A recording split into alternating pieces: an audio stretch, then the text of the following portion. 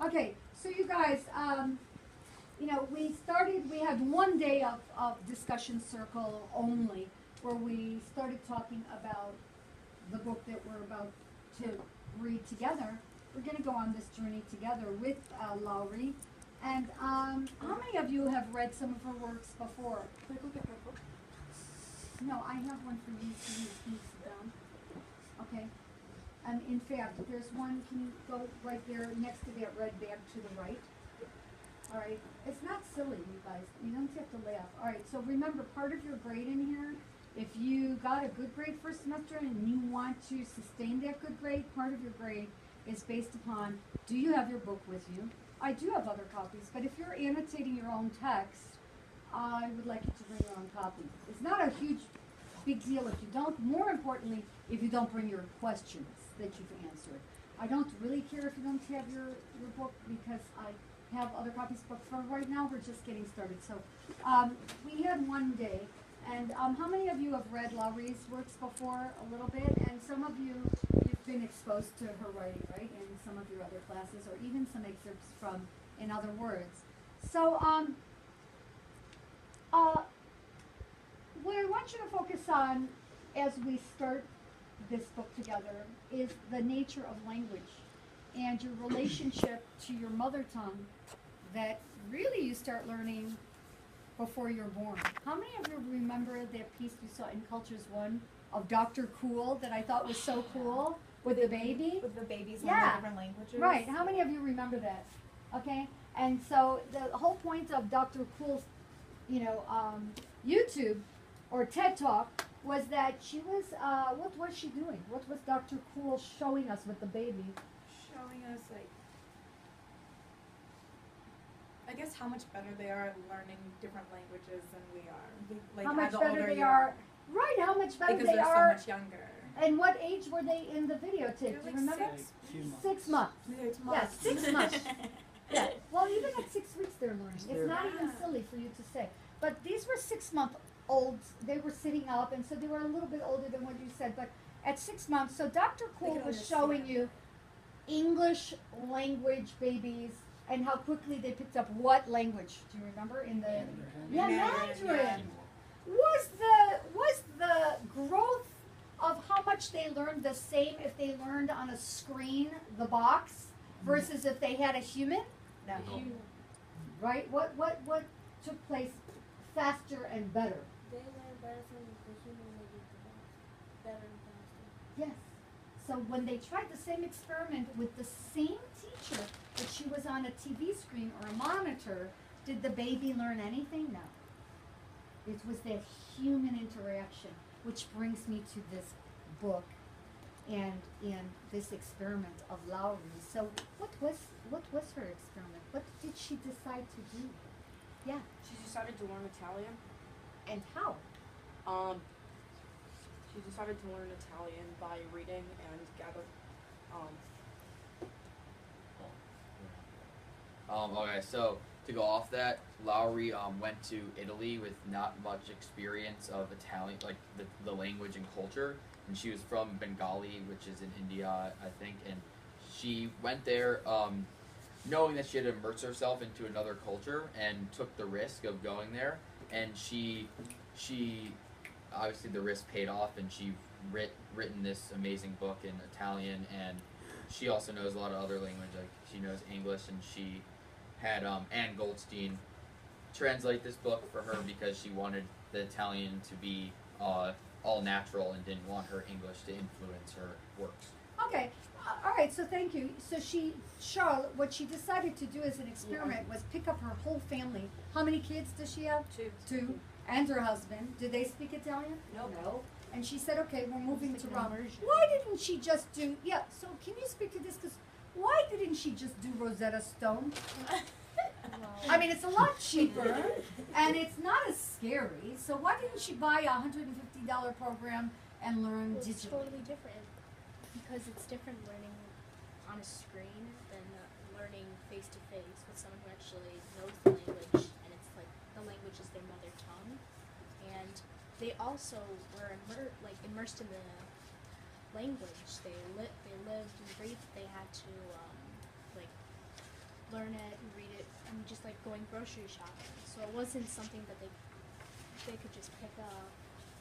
Yeah, so I like that you were saying that it was a living language and that they were immersed in it. Because let's face it, what is language a window and lens to? Is it just to learn isolated Culture. words? Yes, the all important C word, culture. Because as you take this program, kids with learning difference were told before the cultures program that it's hard to learn language. You have to memorize so much, and a lot of you do have trouble with memorizing. And you have to spell it because there's a lot of written language in the traditional program, and so a lot of you have difficulty spelling in your own language. And so what they did before the cultures program is they said, you know what? It's not your fault that you're not good at language. So, we're gonna waive you out. And why did I have a problem with that? I know it's like I came here and I was like, that's not the Parker way. I want my students to be global ambassadors and globally minded. So what was my response when the school was waiving students out of language? They were talking about the written language for the most part, right? But you guys, are you learning how to speak French? Yeah. Yeah. Better You're than even, you do. yeah, you're even learning how to write a bit of it, but are you able to learn to speak a language even if you have learning difference?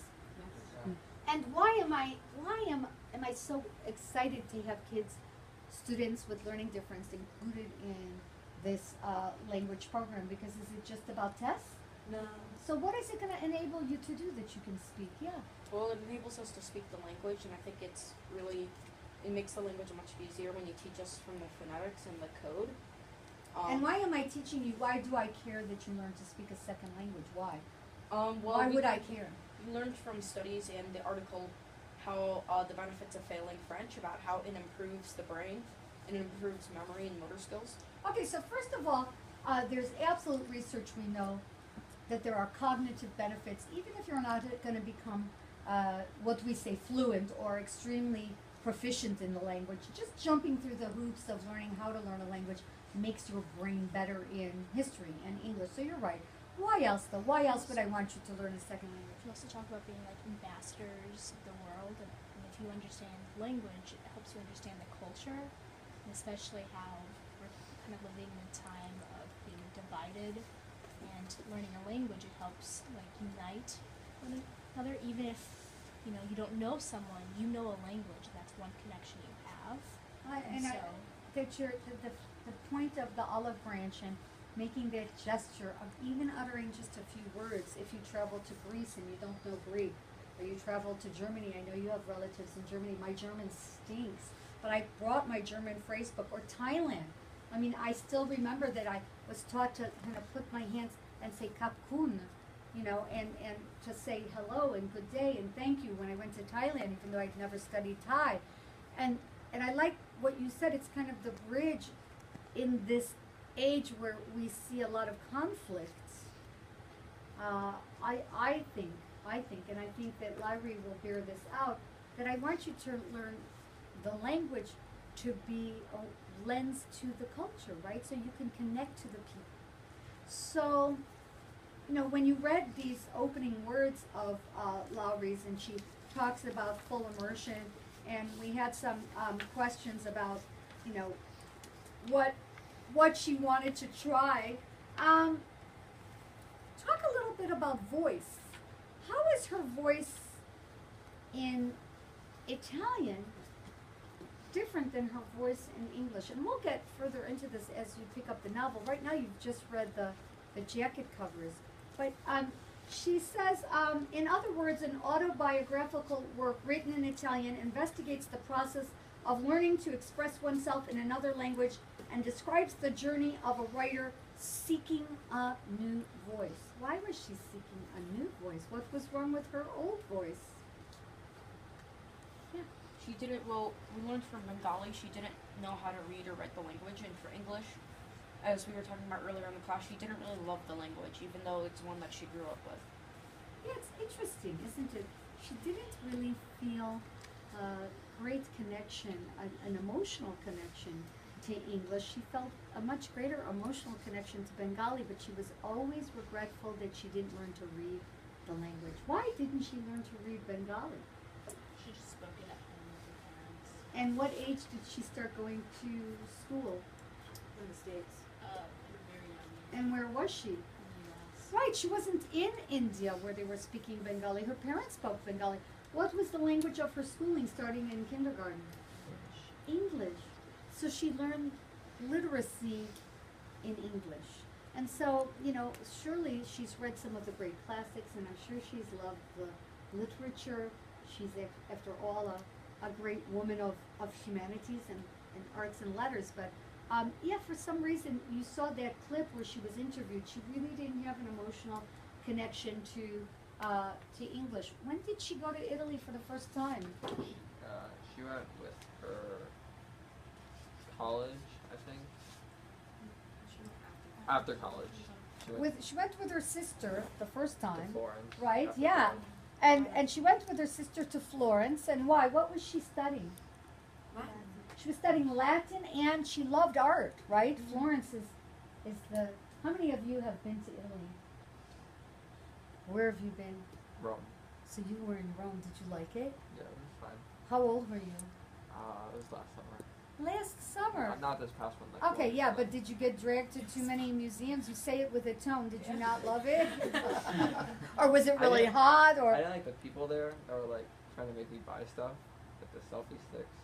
You know, like, so you felt that it was very commercial where you Yeah. were? Okay, but did you go to museums? Yeah. And did you like that? yeah, I like the museums. Okay, so you like the art? Yeah. Yeah. I like the food too. Well, of course. I mean, if Mangiare. we don't mention the food, mangiare, mangiare. Mangiare. Can you all say that mangiare? Mangiare. And you've been where in Italy? 8 different cities. 7. Oh my gosh. What was your favorite? Pisa. Pisa. Why? I don't know, it was amazing. Just Like, an amazing. Okay, so what? and it was also what during did the they World notice? Cup. What so are they it's- notice? What are they famous for? oh, What? this is The leaning tower of Pisa. Pisa, right? Yeah. Okay, but so were you in Florence? Yes, I was. And did you like it? I loved it. Yeah. And you've been there? Yeah. I stayed in Florence for most of And the you time. loved it? Yeah. What did you like best about it? I really liked the relaxed culture of the city. Yeah. And the not- architecture is It's really it's different than Rome, which is a much bigger city. How many of you haven't been and want to go?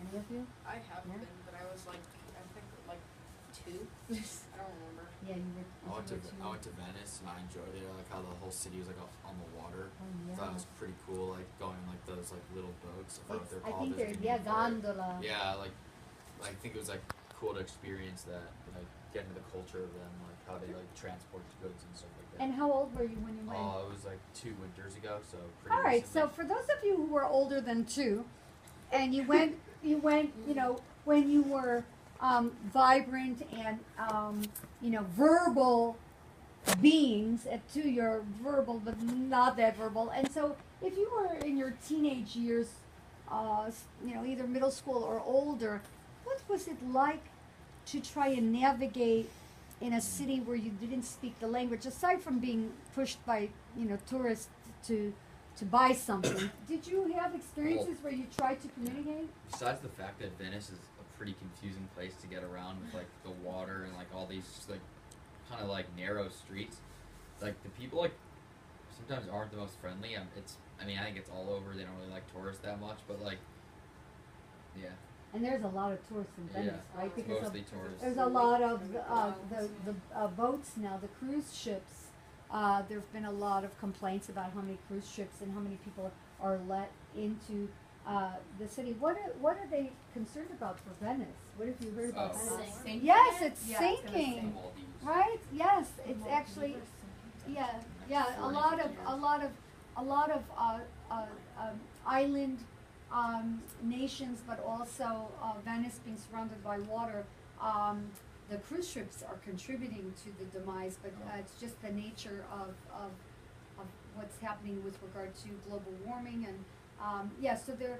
If you haven't been to Venice, it's like no other city on earth. It really is rather extraordinary. Were you in Venice too? No, that was No. the only like main city that we didn't go to. Yeah. So you found that the people were sometimes annoyed by tourists, but did you try? Were the people with you, your family?